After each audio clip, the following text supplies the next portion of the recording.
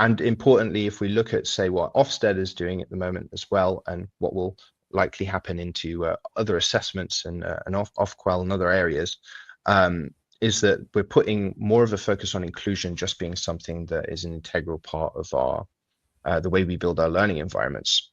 So by opening up TTS across your assessments, basically what you're doing is giving universal access and reducing stigma for people. So you can align it with just the reasonable adjustments angle, but it's also something that's just part of good design assessment strategy. Hello and welcome to the test community. My name's Tim Burnett. I hope you're all safe and well. This week we've got a very special interview with Hugh McNeela from ReadSpeaker. Hugh and the team are actually live now at Learning Technologies Conference. So if you want to go and see them there, if you're there and you're watching this or you're planning to get along today, then please do go check them out. Hugh and I have a really fascinating conversation. So if you don't know ReadSpeaker provide technology to do text-to-speech within high-stakes learning and assessment environments. So it's technology that can integrate into existing platforms and technology and solutions. So it means that people can do text-to-speech as they're working through their assessments. And it's all kind of test-specifically designed technology. Now, the important thing about this is it's not just for people with certain needs, some special educational and development needs.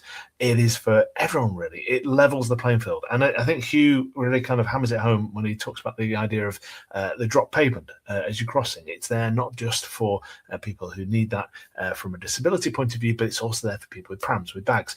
You know, everyone benefits from this stuff. And this is what they're kind of getting across, is that this technology can be made available. It's not just a nice bolt-on and nice to have in certain areas. It is stuff that can be really made available across the board and really start to make a huge difference to everyone. So really fascinating conversation with Hugh. I'm going to jump into that. Afterwards, I'm going to give you a quick promo for the COTS conference submissions, which are open now. So Claire and I got together, we had a conversation about the COTS. That's the Conference on Test Security. It's coming to the UK in November. It's been in America for a long time. It's a virtual, so it's a hybrid one and in person, so you can join remotely if you want to, but I think it's a brilliant opportunity for people here in the UK to see and get involved in test security conversations. Particularly off the back of last week, I was at the AO forum and I asked the question, you know, how confident are the regulators in online proctoring as a solution for high-stakes summative assessment? There was a reasonable degree of confidence, and then there was Neve from ASRG gave a brilliant presentation where she talked about the kind of remote challenges you got and test center challenges as well in terms of test security. So check that article out if you want to, and have a look on the Test Community Network. As we go through today's, up there is a QR code. So if you want to see more about the conversation with Hugh, if you want to see the article I wrote around it, you want to see more of the detail, then please do scan that QR code and have a check that out. So now into my conversation with Hugh McNeela. Here we go.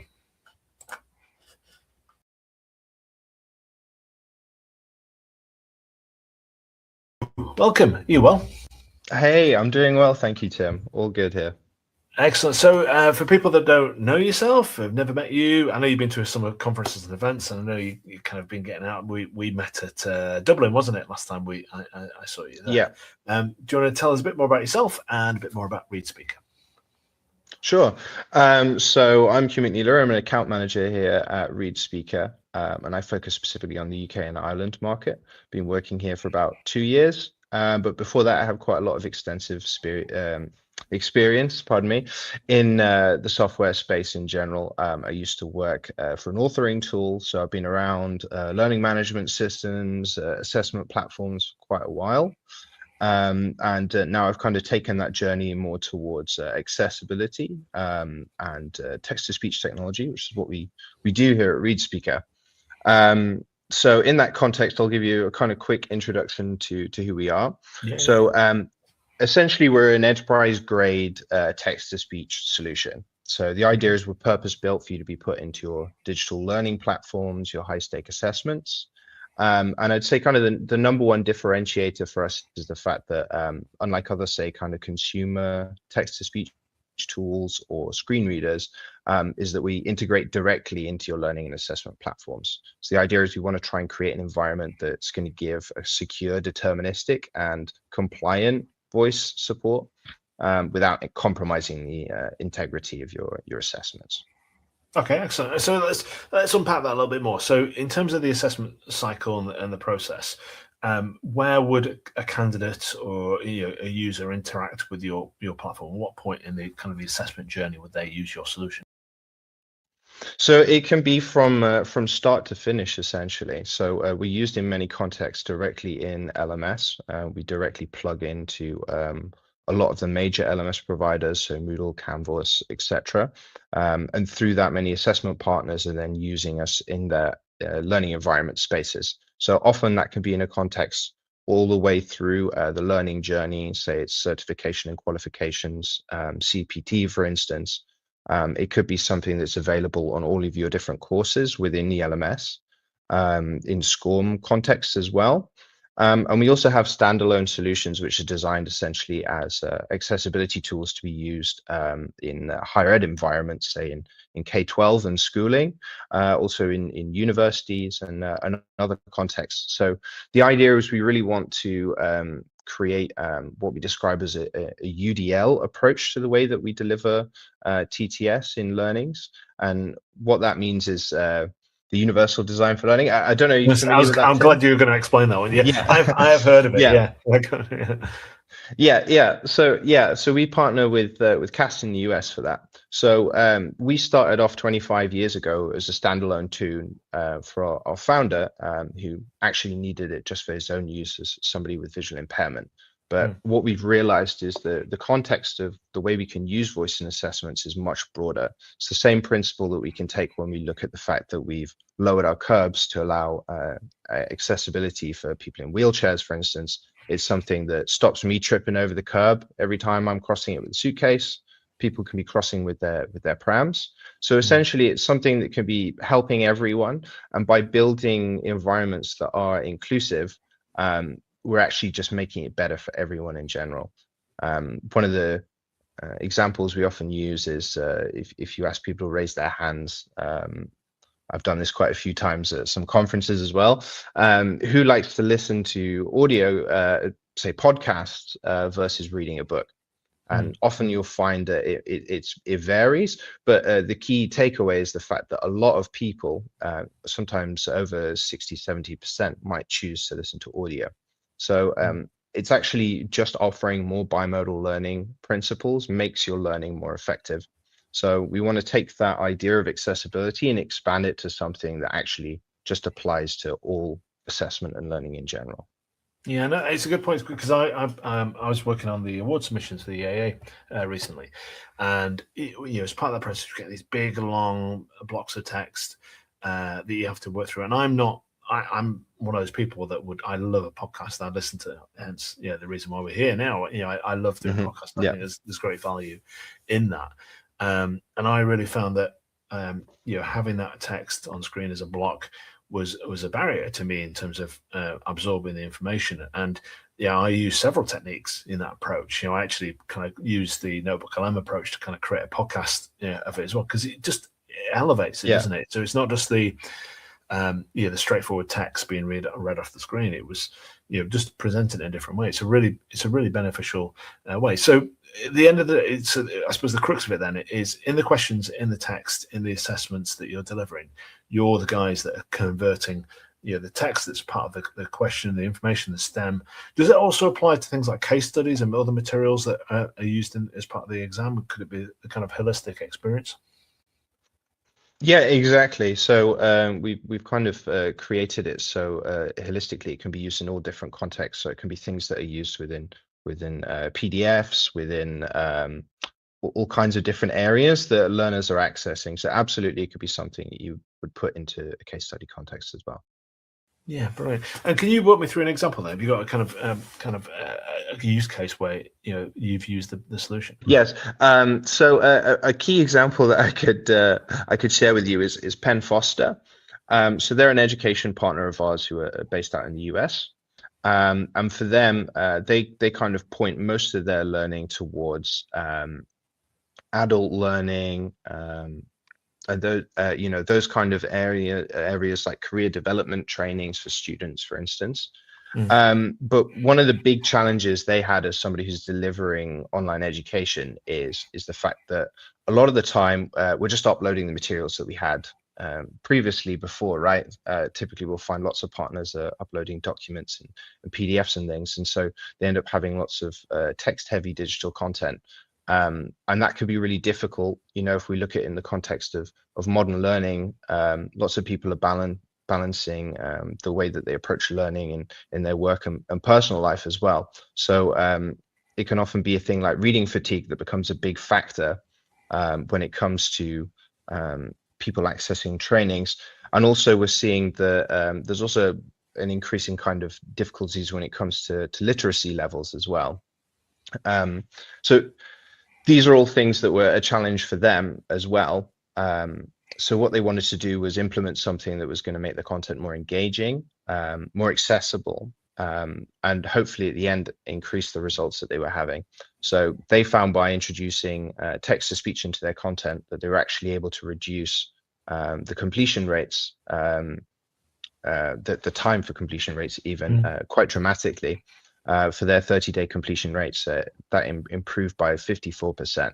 So a really significant difference from just making a really small change of adding text-to-speech. So the reason why I decided to talk to you about this one is because it's also something that's really transferable, right? When we talk about the UK, we're facing big challenges when it comes to candidate performance. And importantly, if we look at, say, what Ofsted is doing at the moment as well, and what will likely happen into other assessments and Ofqual and other areas, is that we're putting more of a focus on inclusion just being something that is an integral part of our the way we build our learning environments.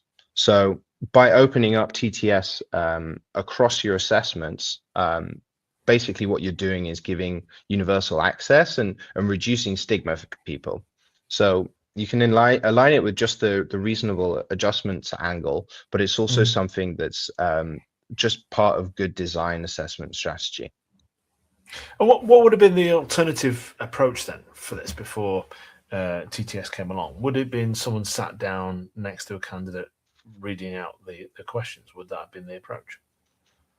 Exactly. That's exactly how it's done. And one of the things that we see often, I was at BET recently, so we're talking to lots of teachers, and when it comes to assessments and exam environments, it's a big workload because you end up having to spend a lot of time preparing those candidates, setting them up on individual systems, and so some people are spending hours just focused on that aspect.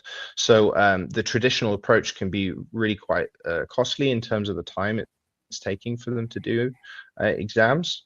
But another point I definitely raise when it comes to this is that approach can work, right? It does work to put that effort into those individual candidates that need it. But the reality is, if we look at, say, IOS statistics, about 70% of people with neurodiversity challenges don't share with their employers that they have a condition, right? So we can think about what reasons that might be, if it's stigma or something else. But the reality is it means it's having a big impact on how effective and how fair assessments and learnings in general are. Because if you don't know that they have a challenge, then they're not getting the support that they need, essentially. So by switching approaches, it's not just that you're saving the time aspect of what you were doing before, but you're also actually just making it fair, right? Yeah, and I suppose so. The situation would be that someone who would benefit from this this technology, the first barrier would be convincing their training provider or their institution that they needed that help and support. There's barriers in that step, and there's stigmatism that kind of comes with that process. Then there's the logistics of actually providing that support in the exam. And I know, so back I observed some exams back at my college that I used to work at last year. When it comes to big exam day, you've got lots of candidates in different rooms and locations, it is a huge logistical nightmare to kind of to manage all this. So to not only have people to sit there by the side of the candidate, and what you're saying effectively is that everyone can benefit from this. It's not just the people who have I suppose a known need for it. They've not come forward, they've been assessed, etc. And everyone can benefit. And I find this with things like at conferences, when you have presentations. I love subtitling in presentations and stuff, because everyone benefits from it, and it's not a question of just people saying, look, could we have this? There is huge benefits to these kind of technologies in there. So and you're working with quite a number of organizations already in the space, aren't you? I know I was putting a list together actually the other day for your so I've been making the assessment systems. Nathan's team based out in America, Learnosity, Question Mark as well as part of that. ANS Exam, Televic Education, SMAL, Cirrus, and a few others that I know are kind of on the verge of announcing. So you're already quite embedded within the ecosystem, aren't you? Yeah, absolutely. So, the way we consider ourselves, especially when it comes to the assessment space, right, is that we're not the experts in building secure and effective assessments. We're the experts at helping you deliver TTS into your content. So we're very much focused on making sure that we're compatible and something that's integratable into assessment providers, which is why we have the approach that we do when it comes to our partners, because we see it as a win-win essentially. We're helping your trainings be more effective, and we're also not trying to do something that we're not the experts at, right? Yeah. And so one of the big challenges then with an examination situation, you've got a secure lockdown environment. That can sometimes be a challenge of getting additional technology in there. How do you accommodate that? How do you work with an assessment provider so that you don't, the integrity of the assessment's not compromised? Yeah, a great question. Well, one of the points we can mention is, there's things like safe exam browsers out there, and we are compatible with things like Respondus as well. So the idea is we just want to make it as easy as possible for you to be able to configure for the secure environment you have. So all of the functionality we have within ReadSpeaker can be things that you switch to, say, disabling dictionaries, translations, highlightings, copy pastes, or all of those aspects, right? So directly we're doing that. But one of the big benefits of doing this is it means that as an assessor, you can avoid scenarios where maybe somebody who does need an accessibility tool isn't pushed towards using something like a browser extension, where that is external. They might be able to pull content from there, or similarly going towards a generative AI, right, where it's something that could be leveraged in those environments in ways that maybe you as an assessor don't attend. So we kind of just want to help ensure that there's not additional information advantage going on, that you don't have kind of content that's leaking out of your assessment. And that point I mentioned before is just making sure that there isn't kind of AI misuse. But just thinking on that, one other point that's also quite important to think about in this is also the way that your TTS is outputted. It's important as an assessor that you're making sure that it's always deterministic rendering, right? One of the things I've noticed when I play around with AI tools is that you can often find that you'll input the same thing several times and end up getting a different response, right? So what we're doing is basically trying to make sure that every candidate is always going to be hearing the same pronunciation and structure. So beyond the secure aspect, it's also just going to have the same parity you want whenever you're doing those assessments, regardless of whether it's secure or not. Okay, so the risk is that if one candidate's hearing, let's say there's a maths question that comes out, if they're using a non-standard assessment ready kind of generative AI solution, they might actually hear the question being read in a different way. If there's no, let's say there's the 2 and 2 is there, instead of hearing 22, which what they should hear, they're going to hear 2 and 2, which is going to completely throw them off the exam situation, isn't it? Yeah, exactly that. That's the challenge, right? You want it to be consistent throughout, and that's why we have a dedicated part of the TTS which is designed for reading STEM content and maths specifically. Okay, so I suppose in a nutshell, then we're talking about exam kind of ready solution, aren't we? Leveling the playing field, universal design, access for all. Back to that kind of step, the kind of ramp analogy on the curb side of things, and you're just being integrally part of the holistic assessment experience. So you're already familiar with the assessment structure, the learning structure. It sounds like the perfect solution. Excellent. Well, that's a brilliant insight there. Really appreciate that. And obviously what we'll do is I'll share within the links more information so people can find out a bit more about you. Have you got any conferences coming up? Are you going to be out and about speaking? Yes, I'm going to be at Learning Technologies in April, the end of April. So I'd be very welcome to see anyone who's interested to come and talk to us there. Yeah. Might be presenting, that's still to be confirmed, but I think we're probably one of the only text-to-speech providers that are at the conference as well. So it's definitely worth coming along and having a chat with us while you're there. Yeah, it's a great event. Really, really good event. I've not been for a couple of years, but I would like to try and get along this year. Actually, I'll endeavour to be there. Well, thank you very much for that, Hugh. That's great, and good luck with everything. And well, hopefully we'll speaking again soon. Thank you. Thanks very much, Tim. See you later. Hugh. Bye. Bye.